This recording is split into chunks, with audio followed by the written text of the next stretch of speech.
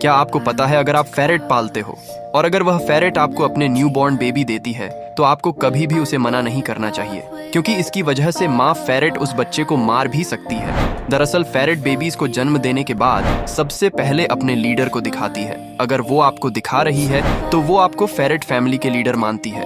अब अगर लीडर उस बेबी को एक्सेप्ट करती है तभी माँ फेरेट उसे पालना शुरू करती है, और अगर लीडर एक्सेप्ट नहीं करते हैं तो माँ फेरेट एंग्शियस हो जाते हैं और इस केस में वो बेबी को मार भी सकते हैं।